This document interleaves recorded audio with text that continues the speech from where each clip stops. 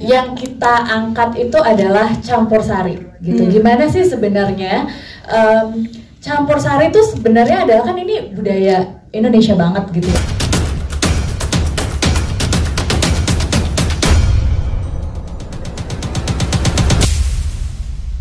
Dunia perfilman Indonesia akan kedatangan karya baru yang siap menghibur sekaligus menyentuh hati. Film pertama produksi Beyond Studios dan Universal Mediatainment, Ambyar Makbyar, akan resmi tayang di bioskop pada 9 Januari 2025. Karya ini digarap oleh sutradara sekaligus penulis skenario, Pugu PS Atmaja, dengan produser Ajeng Parameswari dan Dedi Abdurrahman. Dibintangi Happy Asmara, yang memerankan Bethari, perempuan anggun dari keluarga keraton. Akror Gilga Sahid sebagai Jeru, anak band penuh semangat. Film ini juga menghadirkan Evan Loss sebagai Rick, dan Anggi Williams sebagai Aruna. Ambyar Makbyar mengisahkan perjalanan hidup grup musik Konco Seneng, yang memancarkan semangat kebersamaan melalui irama campur sari. Di sisi lain, kehidupan Bethari di keraton, menggambarkan tradisi yang jarang terlihat di layar lebar.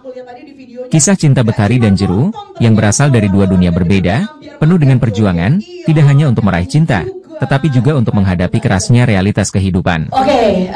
Jadi pertama tentunya sebagai sebuah karya, memang kita tuh dari awal pengen mendesain gimana ya caranya supaya bisa mendeliver. Ini kan semangatnya tuh tentang kalau mimpi dan cinta tuh harus diperjuangkan dengan keras kepala. Ini gitu kan.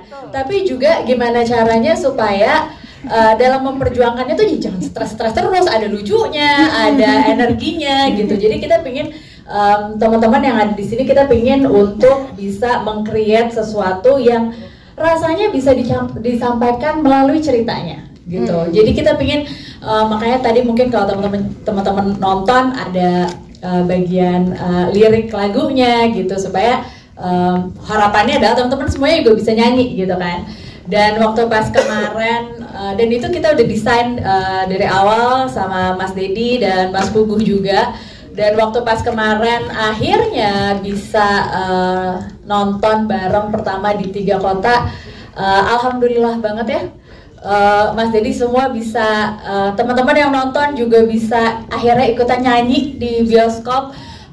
Nonton rasa konser katanya gitu. Bener banget. Buat kita itu sungguh pengalaman yang sangat luar biasa dan menyenangkan dan juga terharu tentunya gitu. Tapi apalagi itu kemudian Jakarta itu kita waktu pas buka pertama sold out dalam waktu kurang dari 1 jam. Wow, kurang dari 1 jam loh. Juga kurang dari pokoknya nggak lebih dari 2 jam gitu. Dan Jogja pun juga begitu gitu. Dan aku kebetulan hadir di Jakarta dan Bekasi, seneng banget ngeliat crowdnya.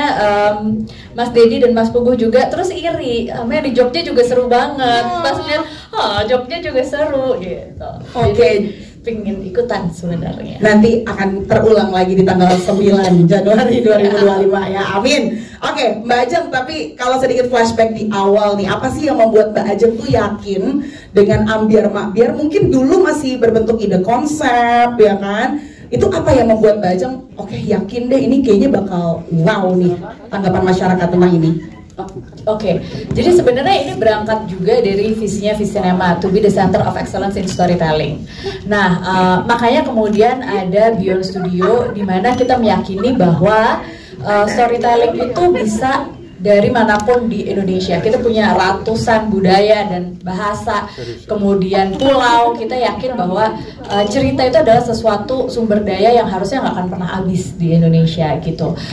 Berangkat dari situ, berangkat dari visi itu, akhirnya muncullah Beyond Studio dengan cerita hyperlokal.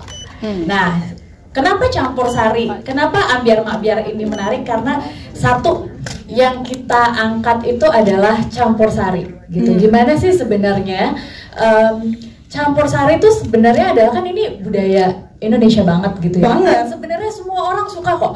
Semua orang nyanyi kalau lagi karaoke gitu lagu campur sari gitu. Bener kan. lagi. Sekarang tinggal mengindonesiakan campur sari gitu. Jadi dengan konsep campur sari, kemudian apa nih yang namanya sebuah film namanya sebuah cerita tentunya harus punya kemudian kita punya universal truthnya adalah tadi gitu kan, perjuangan tentang cinta, dan cinta tuh diperjuangkan tuh dengan keras kepala gitu. Jadi kita kayak wah ini menarik banget, dan kemudian bagaimana akhirnya terlibat juga di sini ya tentunya dari Mas Dedi dan Mas Puguh akhirnya juga berkembang, kemudian ada Mas Evanos, Mbak Enji, kemudian Mbak Happy, Mas Gilga, Mas Erik, dan juga Mas Darbo yang kemudian juga meramaikan filmnya gitu. Jadi itu yang kemudian kenapa sih kalau tertarik gitu, karena kita pengen mengambiar-makbiarkan Indonesia.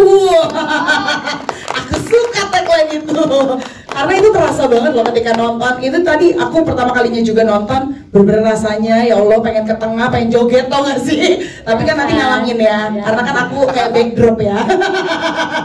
Oke, terima kasih banyak Mbak Ajeng. Udah gak mau nonton duluan fullnya, nantilah buat kejutan. Pengennya nonton di hari pertama. Saya pengen beli tiket, saya pengen nonton, saya pengen mengapresiasi teman-teman. Saya belum minta tepuk tangannya buat teman-teman yang sudah bekerja keras selama ini, dan luar biasa. Saya baru Bilalah kok, Bilalah yuk. Ada subtitlenya kok tadi kebacakan. Tiba-tiba. Bilalah nih.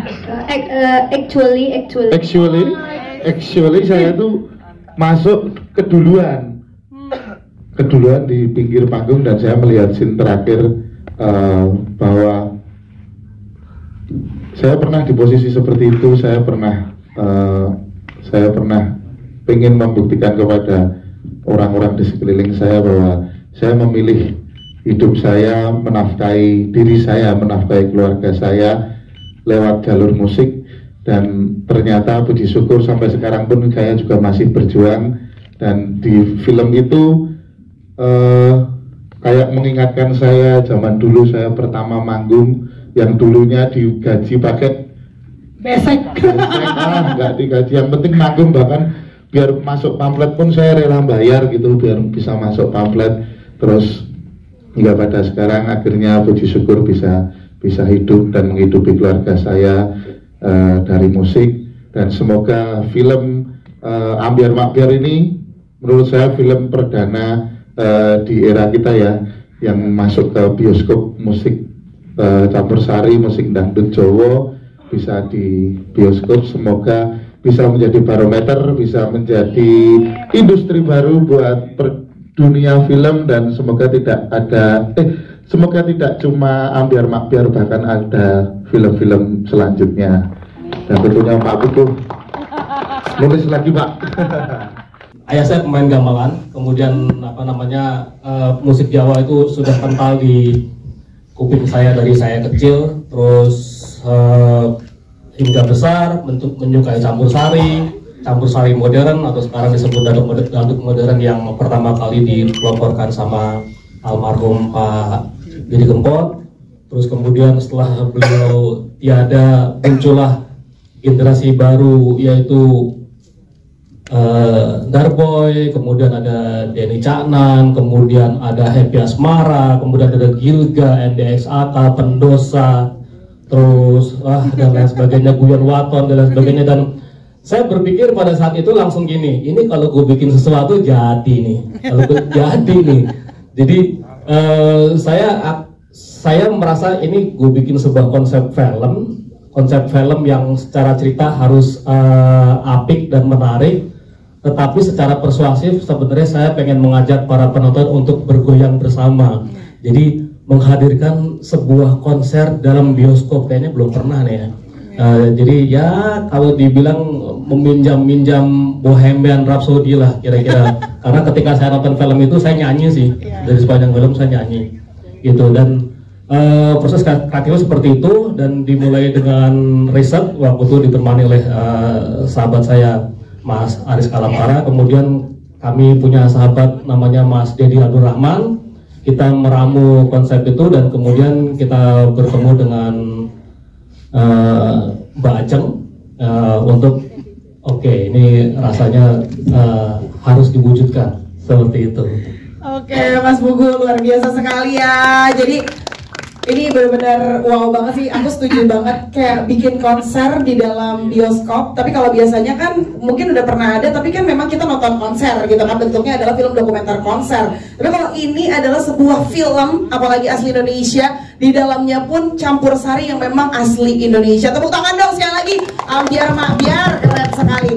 Tapi Mas Pugu memilih Happy Asmara dan juga Gilga Sahid dan geng Konco Senang ini, kenapa sih Mas? Dan kenapa harus mereka, dan sejauh mana proses untuk masuk ke dalam karakternya masing-masing? Enggak, kalau Happy sama Gilga emang harus mereka sih. Iya lagi. Harus mereka sih. Iya lagi. Iya lagi. Gak di film, gak di asli punya hashtag sendiri ya? Iya. Ikutin medsos mereka berdua tuh lucu gitu ya. Apa namanya? Kalau mereka berdua ketemu terus di-upload di entah itu Instagram, entah itu TikTok, itu lucu gitu kan, bikin gemes gitu. Jadi kalau menurut saya emang harus mereka berdua sih. Comono. Gitu. Nah, terus kemudian kalau milih Erik Estrada, ya lucu dalam arti sebenarnya. Aktor Jawa terbaik. Lucu kan. Terus ditemani sama si Yusril juga lucu ya kan gitu. Kalau kemudian ada Mas Darbo, ya ini sahabat saya tercinta ini, harus main ini. Oke. Gitu.